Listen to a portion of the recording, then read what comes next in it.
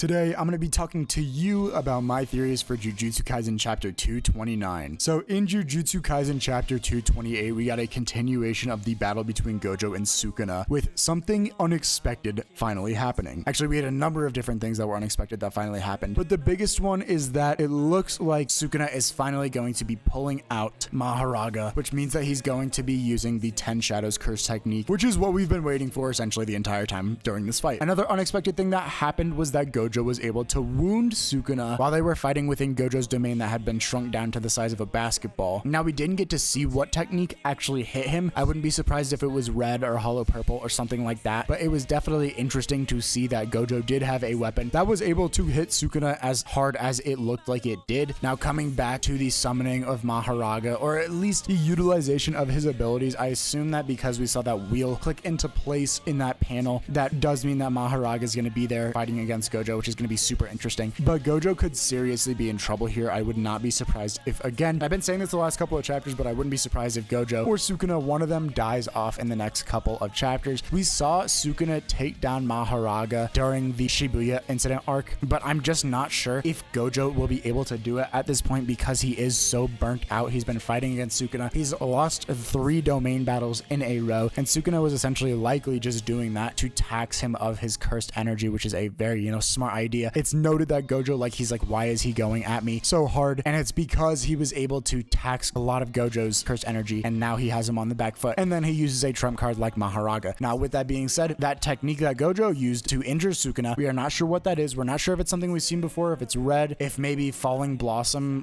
has a hidden offensive ability or something like that, or if it's just a hollow purple that's been buffed by Utahime somehow. Probably not, but something like that. We are not entirely sure of that at this point. Now, we also need to mention that everyone that's watching this fight take place, Kenjaku, everyone from the Jujutsu high schools, all of them are very much invested into this fight, and because of that, I would not be surprised at all if we saw some people jump in. It's kind of evident to me at this point that Kenjaku has something up his sleeve. He wouldn't just leave Sukuna to do this on his own. Sukuna is such a trump card. He's essentially the key to making his dream come true, Kenjaku's dream come true of evolving humanity and all that type of stuff, and there's no way that he wouldn't have something in place, or at least know that Sukuna has something in place that acts as kind of a trap card, a wild card that he can pull out at the last second, especially in terms of a defensive situation against Gojo. But I think this next chapter is gonna really show Gojo on his heels. I think that because we saw Gojo's nose immediately start bleeding at the end of the chapter when Mahoraga's wheel did click into place is really interesting. Along with that, it's not like Sukuna just has Mahoraga to pull from. He has a whole bunch of other Shikigami Megumi had access to. Along with that, it's noted that he has access to Shikigami that Megumi didn't have access to because he's already more proficient of a user at the 10 Shadows Curse technique than Megumi was, which is absolutely insane to think about. So I mean, we're likely gonna get to see some new faces,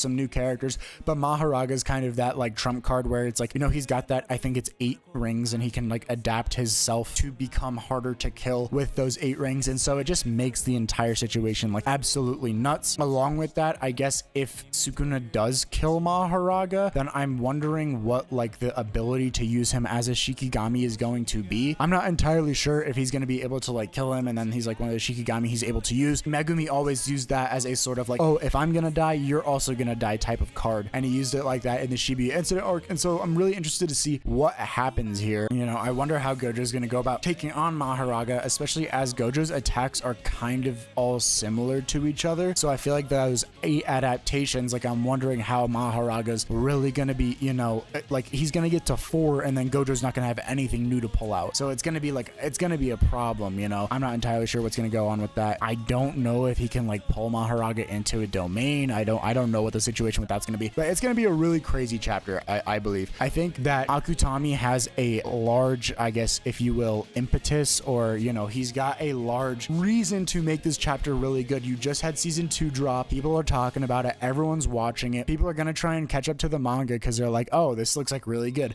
Who the hell is this Toji guy? And who are all these characters? They're going to run through it. They're going to continue running through it. You know, they're gonna get through Shibuya incident, all that, and they're gonna get to chapter 229 and stuff like that, like within a week. Like, it's quick. You can run through it very quickly. So, I mean, he's got a large, you know, reason to put out a very good chapter here, an action-packed chapter, an action-heavy chapter. We need this fight also to not be stale, be stagnant, be, you know, what it has been with just domain fights back to back to back. It's like, Jesus Christ, just do something different. And finally, we're seeing Sukuna do something different. We know that he's strong. We know that he's stubborn as well. He likely probably just wanted to kill Gojo using, you know, domain expansion duels and stuff like that. But he was like, all right, I actually kind of have to try now. Or, you know, he had some kind of strategy that he worked out with Kenjaku beforehand. Whatever it was, we're going to be getting to see things unfold in this next chapter. And because of that, I'm very excited for it. So there you guys have it. My prediction is that Gojo is going to get really messed up this chapter. It's not going to be a good situation. But hey, maybe he'll come back or something like that. You know, Six Eyes is relatively secretive, so you never know with him. All right, there you guys have it. I do hope you enjoyed this video. If you did, please drop a like, subscribe, comment. Let me know what you guys want to see next. I hope you've been enjoying Jujutsu Kaisen July so far. I love you all. Have a great rest of your day.